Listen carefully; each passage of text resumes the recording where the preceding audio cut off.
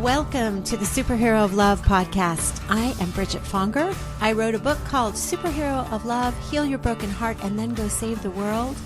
That book is going to be out in January 2019, but I didn't want to wait until that time to start talking to superheroes of love. And guess what? Here's the news. You are a superhero of love. And through talking to other superheroes like yourself, tapping into that little superhero inside of you, I'm hoping that you and I and all of us start feeling more and more like superheroes of love, meaning that we love and are loved more than ever before. So welcome. Let's get this party started. All right. Welcome, superheroes. We are here today with Rob Kandell, who is the author of a new book out called unHIDDEN, a book for men and those who are confused by them. I love that subtitle. Thank you so much. Rob started in 2004. He started an organization called One Taste, which he'll tell us about, which I had never even heard about. I feel like I was living under a rock, Rob. Welcome, Rob. Thank you. And okay, now I'm going to finish introducing you, but welcome. So yeah, you started in 2004, you started One Taste, and then you moved away from there several years later to start a new organization furthering this work that you do, which I love, Living unHidden. Mm-hmm. And you also have a podcast called Tough Love, that's spelled Tuff Love. And the bottom line is that you're doing really great superhero of love work out there by ripping off the veils to intimacy and those blocks that we have to intimacy. So yay, thank you for doing all the superhero of love work that you're doing out there, Rob. My pleasure. And thank you so much for having me on your show. I'm so happy you're here. Okay, so the book that I wrote called Superhero of Love, Heal Your Broken Heart, and Then Go Save the World. So that book was inspired by a bad breakup that I had. Okay. And that bad breakup, which hit me, after many decades, many decades, I'm not 80, but many years of doing personal growth work. And I was like leveled by it. Like, are you serious? I'm in my late 40s and this is where I'm at. And when I had to uncover, I'm not going to tell you the whole book. I'm so sorry, but this has to do with you and your work. So I'm with that's you. why I'm giving you this little lead in. But what I realized is that I was with a liar. I found out an avalanche of lies came tumbling down, and I was like, oh my God, he's been lying the whole time. And I realized, oh, look, you have problems with intimacy. He didn't want you to see his ugly little bits, and you didn't want him to see your ugly little bits. So it was a perfect relationship. So I wish that I had read unHIDDEN, a book for men and those who are confused by them before that relationship. It probably would have saved me a lot of pain. You're taking the sting out of intimacy. You're taking the pain out of coming together as we truly are. So tell us about that work. Well, the first is I've gone through my own journey. So, we learn, we teach what we want to learn. I'm still on my journey of uncovering the parts of myself that I am afraid to reveal. My viewpoint is that everyone has this fear underlying that we're going to die alone under a bridge. There's just this destitute, alone, rejected, abandoned, and we do so much to avoid. Everyone has their own version, of course, but maybe it's a superhighway, maybe, in an old folks home, whatever. But we have this fear of dying alone. And so what we do is we hide parts of ourselves that we do not deem acceptable, that will lead to rejection, will lead to abandonment. And for some people that's very small, but for most that's a lot. And so what we do is we create facades behind the facades of what we think is acceptable. And so everyone's interacting facade to facade, blocking, not showing some of the most interesting parts of ourselves. So the book is a pragmatic guide, a slow, deliberate, conversational, pragmatic on how to slowly and deliberately pull down your mask, remove the blinders, and start to reveal what's inside to create more intimate situation with those you want to be intimate with. That's so beautiful. I'm so excited. This is really, really amazing work. Let's go back a step and tell us, because the first thing that you did was One Taste. So tell us about that journey. Tell us about how that led you onto this journey to write unHIDDEN. Before One Taste, it was 1998. I was 28 years old, and I went to Burning Man. Burning Man is a festival in the desert that a lot of magical things happen, and a lot of people let what's inside out. And I didn't want to go. I really wanted to, my wife wanted to go. My first wife, Carol, wanted to go. And I was just like, all right, let's go. But in that experience, I had so many spiritual awakenings. I saw so much of myself. I had so much amazing times to be like, wow, there's this whole other part of me that wants to arise. So Carol and I came back to San Francisco, started intensely taking workshops, the Landmark Forum, a group called the Welcoming Consensus, a group called More, around our intimacy, sexuality, and communication, blew my whole life up. That normal guy that walked in at 28 was gone, and this new version of myself came. And then in 2004, started One Taste with my business partner, Nicole Daydone. Took it from a paper napkin sketch to an 8-figure international business by 2015.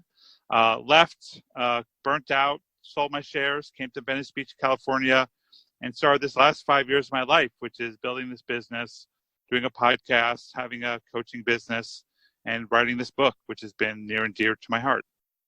Okay, and also creating more intimacy in your own marriage. So when did you get married? How did that evolve? So when I left One Taste in 2014, I actually went through a period of dealing with my PTSD from that experience. One Taste was a very intense experiences with the highest highs and the lowest lows of my life. And some things were highly beneficial. Most things were highly beneficial. And there are things that got stuck. So I made a decision in October of 2014, a year of no commitments. I'm just going to be a solo ranger, wandering the plains, looking for adventure, a Ronin, a shogun without a master. Like that was my plan. And then 5 months later, I met Morgan, and I was like, oh, you're my person. Like you're my person. And instantly I was like, okay, you're my person. So we've been together for 4.5 years. I'm fortunate to co-parent her 2 daughters from her first marriage. We got married 1.5 years ago, and it's really been an epic adventure with the most powerful, brilliant, awe-inspiring, challenging woman of my life, which I'm truly grateful for. Oh, it's so beautiful. And how old are the kids? And did you want to have kids? No. I mean, I think at one point in my life, in my 30s, I was like, oh, I'll be a father someday. But really, in my heart of hearts, I didn't have the pull for it.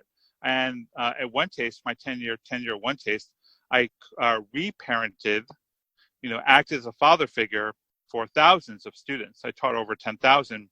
I reparented them, a father figure, to help them with their childhood wounds with their own parents.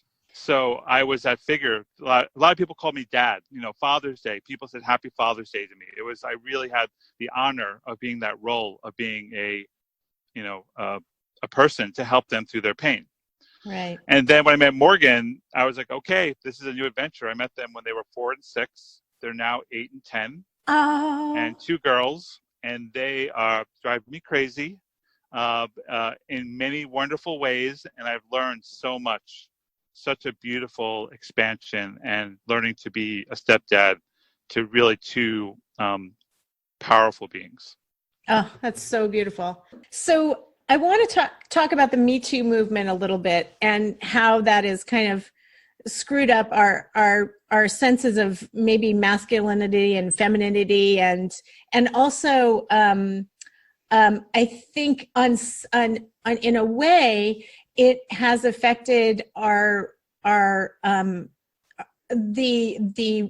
how open we are to intimacy, like having healthy boundaries versus being open.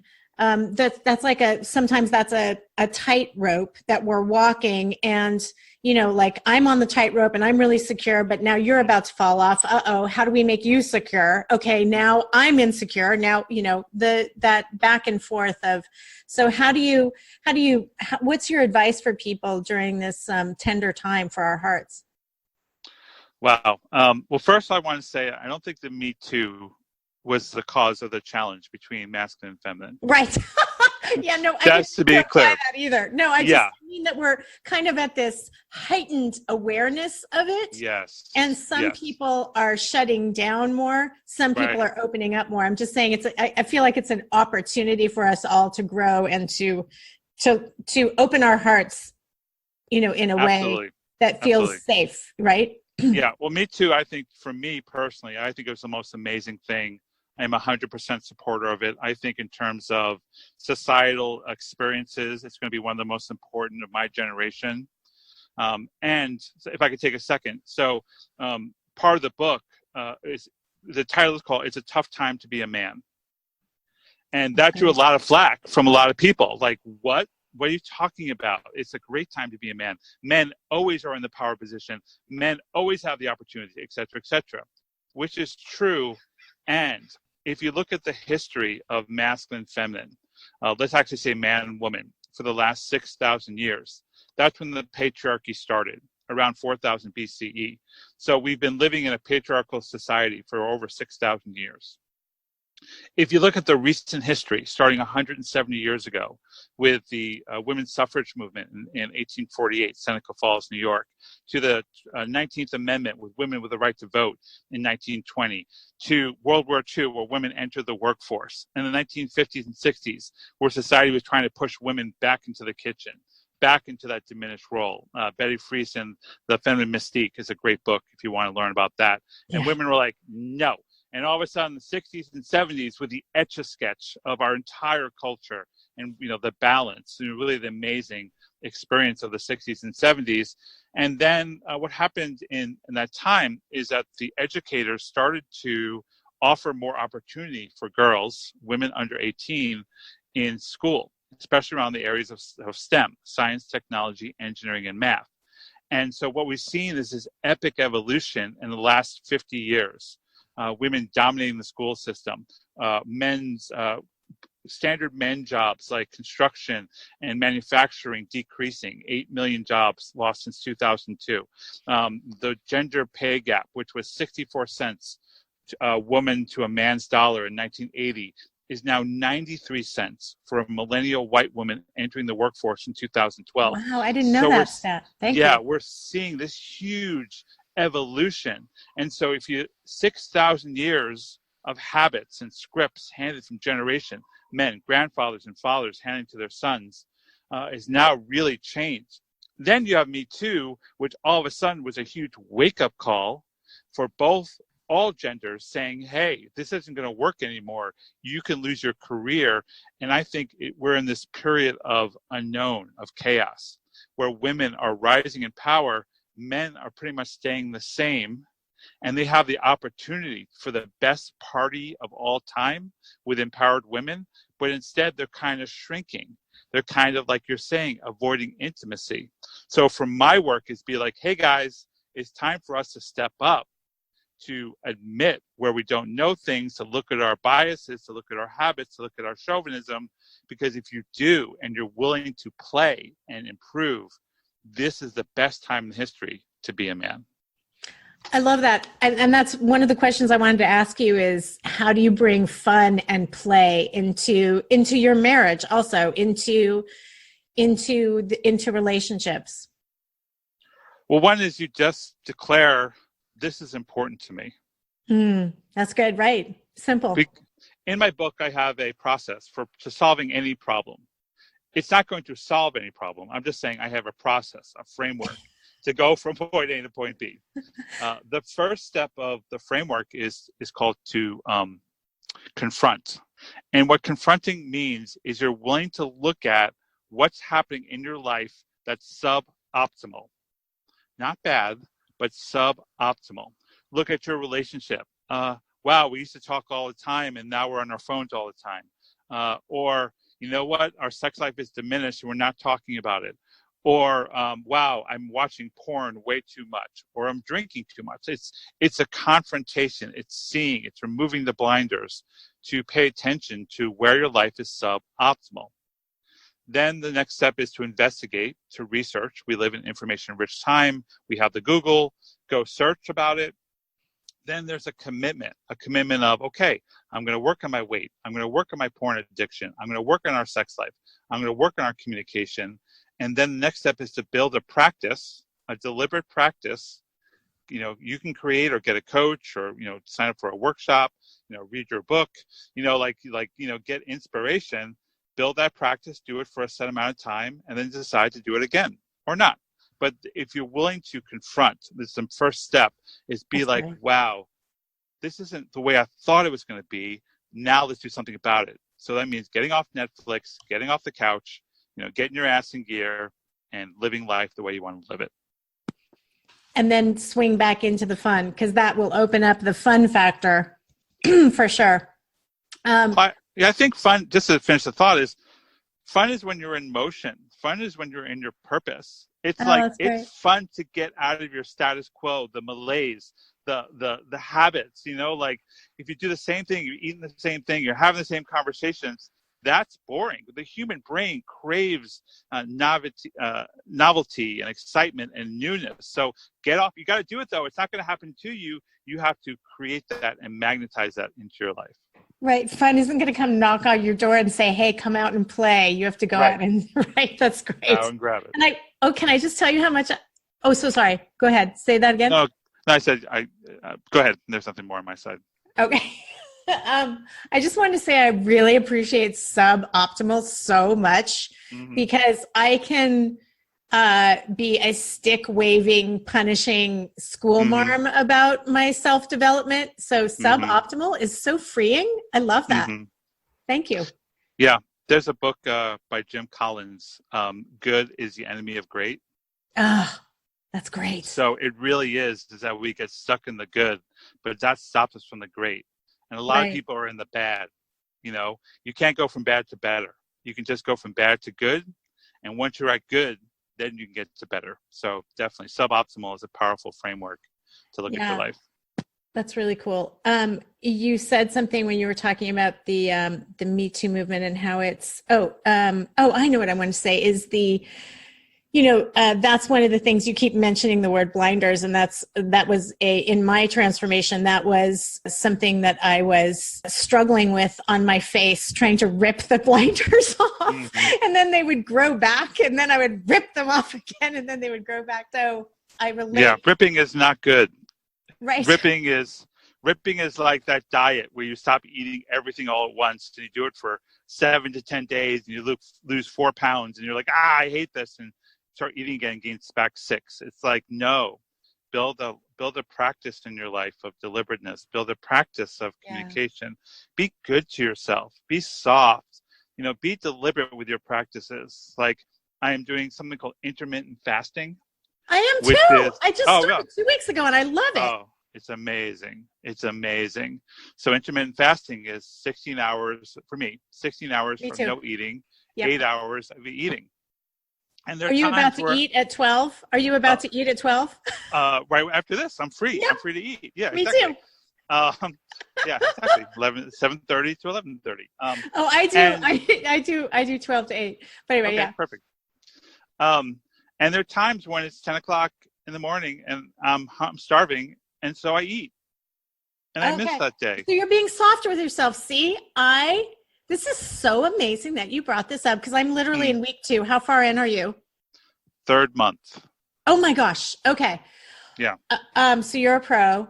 Okay. So you're being softer with yourself, and that makes me kind of want to cry because I should be softer with myself, right? Like if I'm starving, but sometimes I have to say though, sometimes I'll be starving and then I'll do something because, food isn't what I'm doing. So I'm going to write this email instead. And then the starving goes away. I have to say that. Yeah. So you know what I'm saying? Totally. And, you only understand life in hindsight, looking back. Right.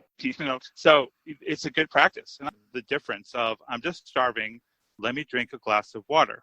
Right. Oh, I'm no longer starving.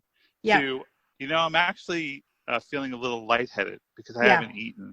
I didn't eat well the night before. Okay, I'm going to let go of this 16-hour period, eat something healthy, and then take care of myself and re-up for tomorrow. That's what I'm talking about. Right.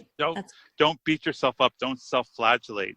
Be kind to yourself in your practice. Yeah. I should probably put the whips on eBay. Well, they might have other uses, but not self-flagellation.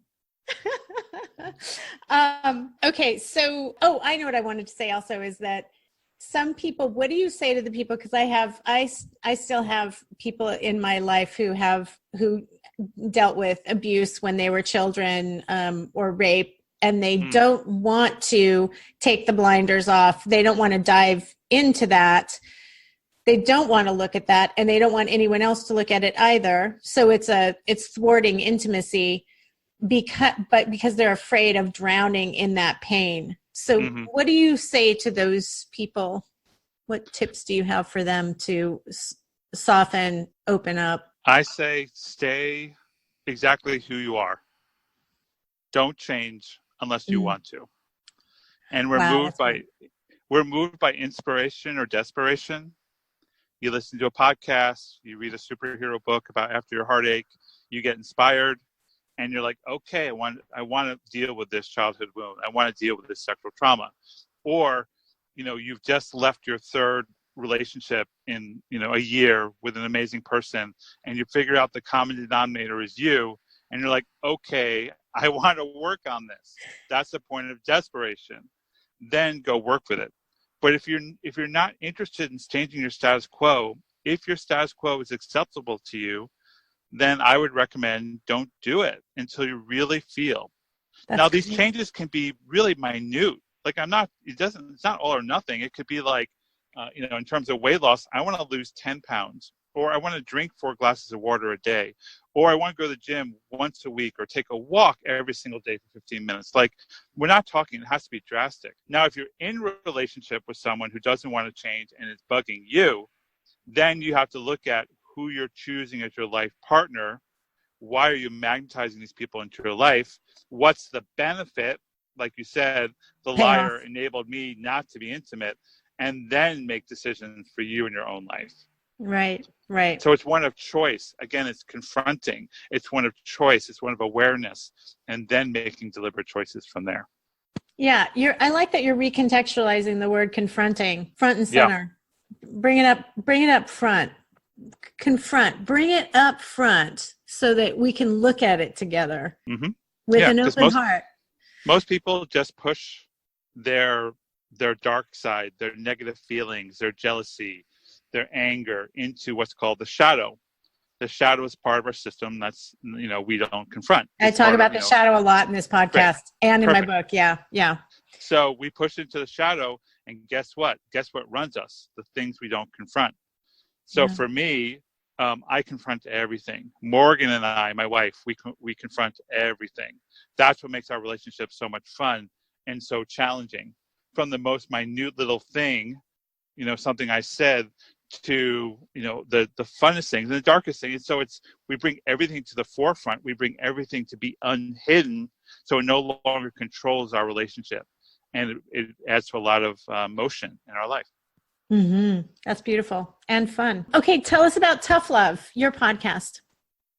I've been doing Tough Love for 3.5 years. It started off as I was really tired of running workshops, which I'd done for 12 years at that point. And so I still had a lot to say. So I did a 6-episode pilot in my house in Venice Beach with wooden floors and no microphone. The sound quality was awful. And it's just continued. And the concept of tough love is the things that you don't necessarily want to say or hear, the thing that you want to kind of push away. It may burn when you hear it in your chest. It might burn in your soul as you say it. But all of a sudden, after it relaxes, you have so much more intimacy. Tough love you get from great coaches. Maybe I had a great high school teacher, Mr. Jacobowitz, taught us American history. Great high school teacher. I had great coaches. I had great teachers. Those are the ones who told me the truth, the tough truth that had me expand and explore. So for me, with permission, with consent to my students and my clients, and through the podcast, I just say it like I mean it, and I say it straight up. And some people hate it, but most people say, thanks for being that transparent. Thanks for being that unhidden. It's definitely I'm going to be doing an event with Jen Passlove. I don't know if you've read her new book, On Being Human, which is a great book. You'll love it. but she is a queen of transparency and just saying it like it is as well. It's definitely I think it's a really healthy trend right now, so that people don't feel like those ugly parts. First of all, that's what I loved I did the Landmark Forum too. And that was one of my favorite things about the Landmark Forum, other than the conversation about integrity, which I still carry with me to this day. I loved that we all have our ugly bits inside. We all have those places of ourselves that we don't want anybody else to see. And you can relate to everyone's, no matter what their background is. And if it's because as Debbie Ford, who I studied with shadow work, that the thing that we have all of that inside. So even if you haven't had the experience of being abusive or something like that, you can understand the abusive person. Like we all have that abuser inside of us, whether it's come out or not. So I love that you're doing that. It's such important work. It's so great. Thank you. All right. So is there anything else that you would like to say to everybody to tell them about you and your work? We'll put the links to Tough Love and to your website and to your book on the podcast notes, but is there anything else that you feel like I haven't asked you that they need to hear? I tend to try to say this in every podcast. Like, I come from the belief that all is perfect. My teacher was a guy named Victor Barranco, and he created a place called More, which taught about this concept of perfection. And he flashed on the viewpoint that everything was perfect to this point in his life. The good stuff, the neutral stuff, the ugly stuff, all those things were service of his evolution. And we tend to think that life isn't perfect. And perfect includes the propensity for change. So if you're spending a lot of time beating yourself up, self-flagellating for anything that's not happening, guess what? You're losing energy to create the life you do want, to go from suboptimal to optimal. So my shout out is always, you're doing it right, you're amazing, and you can do it better. And so for me, it's just a reminder that you're perfect, and perfect includes the propensity for change. That's so great. Oh my God, I'm so glad you articulated that. That is awesome. And I really needed that today. Thank you. There you go. My pleasure. My pleasure. All right, Rob, thank you for coming on to the Superhero of Love podcast. I'm just so happy that you're out there doing the work that you're doing. Great. Thank you so much. Pleasure. That was Robert Kandell. Go to robertkandell.com and you'll find all of his links out to his book, to his podcast, to all of his workshops and work that he does and ways that he can help you in your life. Oh my God, what a great guest. And if you like this podcast, please go over to Apple Podcasts and give us a review, subscribe to it, share it with your friends, tell everybody about it, and bring more superheroes of love into the fold, which is only a wonderful, beautiful thing. Thanks for coming today. Bye, superhero.